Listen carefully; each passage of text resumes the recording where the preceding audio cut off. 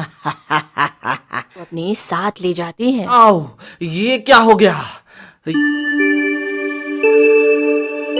एक अंधेरी गुफा में एक तांत्रिक रहता था जो पूरी दुनिया पर राज करना चाहता था। प्रीतम, आज रात मुझे एक ऐसा व्यक्ति लाकर दो जिसका जन्म ठीक रात 12 बजे हुआ हो। लेकिन सरकार, मैं आपकी बात समझ नहीं पाया। आखिर 12 बजे जन्म व्यक्ति का आप क्या करेंगे?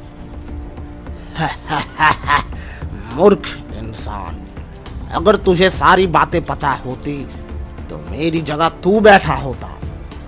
लेकिन फिर भी मैं तुझे बता देता हूँ, जिनका जन्म रात 12 बजे होता है वे शैतानी शक्तियों से जुड़े होते हैं। मैं उन्हें अपने वश में करके इस दुनिया पर राज कर सकता हूँ। सरकार, मैं पूरी कोशिश करूंगा कि मुझे कोई ऐसा इंसान मिल जाए जिसका जन्म रात 12 बजे हुआ हो। आधी रात की कड़कड़ाती ठंड में प्रीतम 12 बजे जन्मे इंसान को ढूंढने के लिए निकल पड़ता है। आखिर मैं कैसे ढूंढूं ऐसा व्यक्ति जिसका जन्म 12 बजे हुआ हो? मुझे कुछ समझ नहीं आ रहा। थोड़ा आराम कर लेता हूँ, फिर सुबह देखूंगा कोई व्यक्ति जो रात 12 बजे जन्मा हो। प्रीतम गहरी नींद में सो जाता है। सुबह हो जाती है और प्रीतम उठता है। रात तो ठंड की वजह से बहुत खराब गई। ऐसा लग रहा है कि जैसे मेरा शरीर सुन्न हो गया है। लेकिन मेरे लिए सबसे ज़रूरी यह है कि मैं उस इंसान को ढूंढूं जो रात 12 बजे जन्मा हो और उसे उनके पास ले जाऊं। प्रीतम 12 बजे जन्मे व्यक्ति की तलाश में निकल पड़ता है। भाई, मेरे घर वाले तो कहते हैं कि अगर काम नहीं किया तो खाना नहीं मिलेगा। अरे अरे, खाने की क्या बात है, मेरे घर पे खा लिया कर। नहीं भाई, मुझे तो ऐसे भी खाना नहीं मिलता। तेरे घर वालों ने तेरी भी रोटी बंद कर देनी है। प्रीतम यह सब सुन रहा होता है। ये दोनों मुझे पागल लग रहे हैं, लेकिन हो सकता है कि मुझे इन्हीं से पता चल जाए कि कौन रात 12 बजे जन्मा था। प्रीतम फकीर चंद और लाल चंद के पास जाता है। मेरे पास एक आइडिया है कि जो भी रात 12 बजे जन्मा होगा उसे सोने की मोहरों से सम्मानित किया जाएगा। अरे भाई, फिर हमें क्यों बता रहे हो? हमारा जन्म तो दिन में हुआ था। फिर तो सोने की मोहरे सुहानी को मिलेगी, नरेश की बेटी को। तुम्हें कैसे पता कि उसका जन्म रात 12 बजे हुआ था? आज से 15 साल पहले जब वो पैदा हुई थी, मुझे अच्छी तरह याद है कि उसका जन्म ठीक रात 12 बजे हुआ था। यह सुनकर प्रीतम के अंदर अजीब सी हलचल मच जाती है। उसे लगने लगता है कि अब उसकी तलाश खत्म हो गई है। अब बस उसकी नजर नरेश की बेटी सुहानी पर थी। मालिक, उनका घर कहाँ है? सीधे जाकर बाएं मुड़ जाना, पहला ही घर विक्रम का है। दिल में खुशी और चेहरे पर मुस्कान लिए प्रीतम नरेश के घर की ओर बढ़ने लगता है। नमस्ते जी, क्या ये नरेश का घर है? हाँ जी, लेकिन आप कौन हैं? मैं तो एक गरीब आदमी हूँ, लेकिन आपको बहुत कुछ दे सकता हूँ। मैं समझी नहीं। बीबी जी, मुझे पता चला है कि आपकी बेटी का जन्म रात 12 बजे हुआ है। अगर ये बात सच है तो मैं आपको बहुत फायदा करवा सकता हूँ। मैं नहीं समझी, किस चीज का फायदा? जिसका जन्म रात 12 बजे होता है वो बहुत किस्मत वाला होता है। मुझे मेरे गुरु ने आपके पास भेजा है। अगर आप चाहें तो आपको सोने की मोहरों और बहुत सारे पैसे मिल सकते हैं। आपकी बेटी सौभाग्यशाली है। सरस्वती के मन में लालच जागता है। हाँ हाँ, मुझे बताइए, मुझे क्या करना होगा? कल शाम को पूरा जंगल में आ जाइए। ठीक है। प्रीतम वहाँ से जाने लगता है। अब हम भी अमीर हो जाएंगे। जल्दी से सुहानी के पापा खेतों से आए, मैं उनसे सलाह करती हूँ। नरेश खेत से लौटता है सरस्वती उसे सारी बात बताती है। पास में सुहानी बैठी होती है। नहीं माँ, ये नहीं हो सकता, यह झूठ है। हाँ सरस्वती, सुहानी सही कह रही है, ये किसी की चाल हो सकती है। नहीं, यह हमारी मेहनत का फल है। ठीक है, मैं क्या कह सकता हूँ। मैं खेतों की तरफ जा रहा हूँ, बाकी जो तुम्हें सही लगे वो करो। नरेश गुस्से में खेतों की तरफ चला जाता है। रात हो जाती है, लेकिन नरेश घर नहीं लौटता और खेतों में ही सो जाता है। आधी रात को उसकी आँख खुलती है। ये कौन हो सकता है जिसने ये कहा कि 12 बजे जन्म लेने वाले का कोई फायदा हो सकता है? मेरी पत्नी भी इसकी बातों में आ गई। मुझे इस सच का पता लगाना होगा। सुबह हो जाती है। नरेश उठकर घर जाने लगता है, लेकिन जब वह घर देखता है तो वहाँ कोई नहीं होता। सुहानी, सब कहाँ गए? सरस्वती, मुझे लगता है कि सरस्वती और सुहानी वहाँ चली गई हैं, जहाँ उन्हें किसी ने बुलाया था। माँ, पिताजी शायद हमारे आने का इंतजार कर रहे होंगे। हमें घर जाना चाहिए। चुप रह, चुपचाप मेरे साथ चल। तेरे पिता को अब गरीबी से प्यार हो गया है। उन्होंने अमीर बनने का सपना देखना ही छोड़ दिया है। सुहानी और सरस्वती वहाँ पहुँच जाती है, जहाँ प्रीतम ने उन्हें बुलाया था। सामने प्रीतम खड़ा होता है। तुम लोग वादे के बहुत पक्के हो, चलो मेरे साथ। प्रीतम सुहानी और सरस्वती को लेकर तांत्रिक के पास जाने लगता है। तांत्रिक महाराज, ये लीजिए लड़की। इसका जन्म रात 12 बजे हुआ था। वाह प्रीतम, तूने आज मुझे खुश कर दिया। लेकिन तुझे ये भी नहीं पता कि तेरा भी जन्म रात 12 बजे हुआ था। तू भी एक शैतान है। अब मैं तुझे अपने जैसा शैतान बना दूंगा। ये क्या हो रहा है? मुझे कुछ समझ में नहीं आ रहा। इस बूढ़ी औरत को धक्के मारकर बाहर निकाल दो। हमें इससे कोई मतलब नहीं। हमें तो बस उस लड़की पर कब्जा करना है। मुझे धोखा दिया गया। मेरी बेटी को कुछ नहीं होना चाहिए। प्रीतम सरस्वती को बाहर निकाल देता है।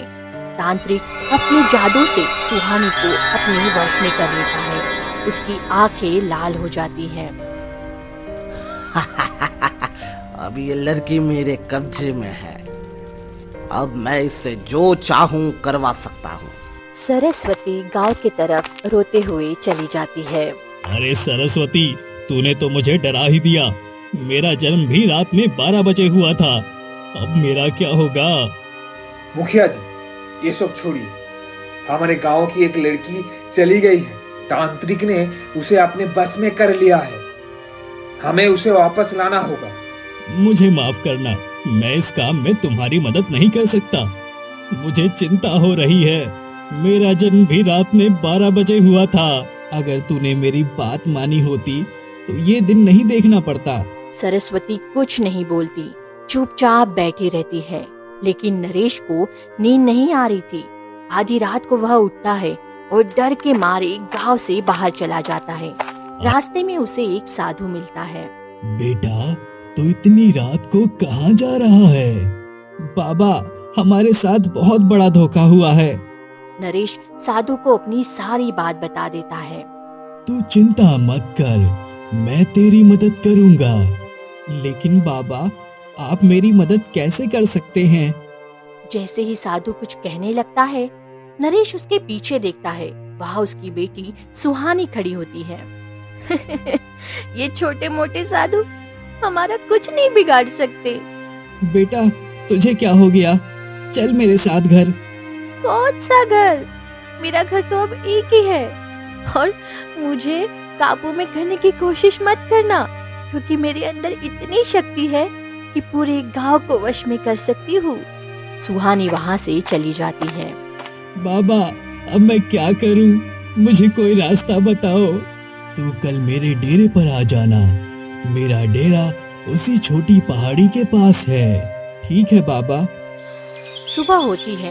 तांत्रिक अपने जादू से सुहानी की शक्ल बदल देता है। अब तांत्रिक के मन में भी डर बैठ चुका था कि कहीं साधु कोई अनहोनी ना कर दे। अब इसे कोई पहचान नहीं सकता। महाराज, इस लड़की को ऐसा बना दो कि कोई साधु भी इसका कुछ ना बिगाड़ सके। मूर्ख, अब तक कोई मेरा कुछ नहीं बिगाड़ सका। साधु तो मेरे सामने कुछ भी नहीं है। आज उस लड़की को भेजना है, उसे ढूंढने के लिए जिसका जन्म रात 12 बजे हुआ था। पर महाराज, मैंने जुगाड़ तो कर लिया था, लेकिन ये लड़की कैसे पहचान पाएगी कि कौन रात 12 बजे जन्मा है? मैंने इस लड़की में ऐसी शक्तियां भर दी है कि वो बिना पूछे ही पहचान लेगी। वाह, मान गए आपको गुरुजी। नरेश साधु के पास जाता है। साधु जी, अब मुझे बताइए मैं क्या कर सकता हूँ। जो भी व्यक्ति रात 12 बजे जन्मा हो उसे ढूंढने के लिए लोग आते हैं, लेकिन अगर तुम तांत्रिक को हराना चाहते हो तो एक ऐसा व्यक्ति ढूंढना होगा जो दिन में जन्मा हो, पर वो ये साबित कर सके कि वो रात 12 बजे पैदा हुआ है। जब तांत्रिक उसे अपने वश में करेगा तब उसकी सारी शक्तियां नष्ट हो जाएंगी। लेकिन याद रखना, जो ये कहे कि उसका जन्म रात 12 बजे हुआ है, उसका जन्म असल में सुबह हुआ होना चाहिए, क्योंकि रात को शैतान जन्म लेते हैं और दिन में भोले लोग। ठीक है साधु जी, मैं जाता हूँ और ऐसा व्यक्ति ढूंढता हूँ। भगवान तुम्हारा भला करे। नरेश गांव की ओर जाता है। अरे नरेश भाई, कहाँ जा रहे हो? क्या तुम्हारी बेटी का कुछ पता चला? नहीं भाई, मैं एक साधु बाबा से मिलकर आया हूँ। हमें एक ऐसा व्यक्ति चाहिए जिसका जन्म दिन में हुआ हो, लेकिन वो तांत्रिक को ये यकीन दिला सके कि उसका जन्म रात 12 बजे हुआ था। तब तांत्रिक की सारी शक्तियाँ खत्म हो जाएंगी। नरेश भाई, मेरा जन्म सुबह हुआ था। अगर तुम कहो तो मैं ये कर सकता हूँ। तुम हमारे भाई जैसे हो। बहुत शुक्रिया लालचंद, तुम्हारा ये एहसान मैं कभी नहीं भूलूंगा। रात का समय तांत्रिक सुहानी को भेजने की तैयारी करता है। जा लड़की, तेरे पास अनोखी शक्तियां हैं। अब तो बिना पूछे पहचान सकती है कि किसका जन्म 12 बजे हुआ है। ठीक है गुरुजी, मैं उसे लेकर आती हूँ। अब पूरी दुनिया पर मेरा राज होगा, हर कोई मेरा पूजा करेगा। सुहानी बिना किसी डर के गांव की ओर बस बढ़ती चली जाती है। मुझे डरना नहीं चाहिए। आखिर ये ज्यादा से ज्यादा मेरा क्या कर लेगी? लालचंद सुहानी के सामने आता है। मैं अपने घर वालों से बहुत परेशान हूँ। मुझे पता है कि तुम उसी इंसान को लेने आई हो जिसका जन्म रात 12 बजे हुआ हो। मेरा जन्म रात 12 बजे हुआ था। मुझे ले चलो। सुहानी लालचंद को गौर से देखती है। नहीं, मेरा जन्म रात 12 बजे नहीं हुआ है। मैं सच कह रहा हूँ। सुहानी को गुस्सा आ जाता है। उसकी आंखों से लाल रंग की चमक निकलती है और वह लालचंद को हड्डियों का ढांचा बना देती है। यह हमसे भी ज्यादा चालाक बनने की कोशिश कर रहा था। सुबह होते ही गांव के लोग लालचंद के कंकाल को देखकर डर जाते हैं। नरेश और उसके परिवार को गांव से बाहर निकाल दो। उसकी बेटी पूरे गांव के लिए खतरा है। मुखिया जी, इसमें मेरा क्या कसूर है? ये किसी के साथ भी हो सकता था। मेरा जन्म भी रात 12 बजे हुआ था। अब मुझे डर लग रहा है कि कहीं ये मुझे भी अपने वश में ना कर ले। उस साधु का भी सजा मिलनी चाहिए। उसी की वजह से लालचंद मारा गया। इस पूरे मामले के लिए नरेश और साधु दोनों जिम्मेदार हैं। साधु बाबा वहाँ आ जाते हैं। हाँ, पर मुझे ये नहीं पता था कि वो पहचान सकते हैं कि कौन रात 12 बजे जन्मा है। हे भगवान, मैं तो पहले ही बहुत दुखी था और अब तूने मुझे और दुख दे दिया। बेटा, रोना बंद कर, मैं तेरे साथ हूँ। क्या गांव में कोई और है जो एक बार ये और जोखिम ले सकता है? साधु, कोई इतना पागल नहीं है। तू खुद क्यों नहीं सुहानी के सामने आ जाता? साधु चुपचाप खड़ा रहता है। ठीक है, मैं एक बार और जोखिम लूंगा। अब मेरे पास करने के लिए कुछ बचा ही क्या है। ठीक है, उस व्यक्ति के कपड़े लाओ जिसका जन्म रात 12 बजे हुआ था। नहीं, मैं अपने कपड़े नहीं दूंगा, किसी और से ले लो। तुझे कुछ नहीं होगा, मेरे कहने पर कपड़े दे दे। गांव का मुखिया अपने पुराने कपड़े नरेश को दे देता है। नरेश, रात को ये कपड़े पहनकर सुहानी के सामने जाना। ठीक है। रात होती है। नरेश मुखिया के कपड़े पहनकर वहाँ खड़ा हो जाता है। कुछ समय बाद सुहानी वहाँ आती है। वह नरेश को देखती है और उस पर कुछ जादू कर देती है। नरेश को अपने साथ ले जाती है। अब मेरे पास धीरे धीरे शैतान आने लगे हैं। दुनिया पर राज करना अब ज्यादा दूर नहीं है। तांत्रिक नरेश को अपने वश में करने की कोशिश करता है, लेकिन तभी तांत्रिक में आग लग जाती है। बचाओ, ये क्या हो गया? तो ये रात 12 बजे जन्मा नहीं है, बचाओ मुझे। तांत्रिक भस्म हो जाता है। गांव के सभी लोग वहां आ जाते हैं। आप सबका धन्यवाद, आपने मुझे इस शैतान से बचा लिया। लेकिन तुझे पता है कि इस लड़की को तांत्रिक ने वश में कर लिया था। अब इसे सही कैसे किया जाएगा? हाँ, मुझे पता है। प्रीतम तांत्रिक की माला उठाकर सुहानी के माथे पर रख देता है। अचानक सुहानी फिर से पहले जैसी ठीक हो जाती है। मेरी बेटी ठीक हो गई। ये मेरी गलती थी, मुझे पहले ही समझ जाना चाहिए था। मेरी बेटी। साधु बाबा, सिर्फ कपड़े पहनने से ये सब कैसे हुआ? ये लोग सुगंध से पहचान सकते हैं कि कौन रात 12 बजे जन्मा है। वही सुगंध शरीर या कपड़ों से निकल सकती थी। मुखिया के कपड़ों से उन्हें वो सुगंध आई जिससे वो धोखा खा गए। साधु बाबा, आपका बहुत बहुत धन्यवाद। अब सभी खुश थे, लेकिन लालचंद के लिए सबको पछतावा था। हमें इससे ये सीख मिलती है कि किसी पर भी आंख बंद करके भरोसा मत करो। अगर करना है तो पूरी परिवार की सलाह लेकर करो, क्योंकि एकता में ही शक्ति है।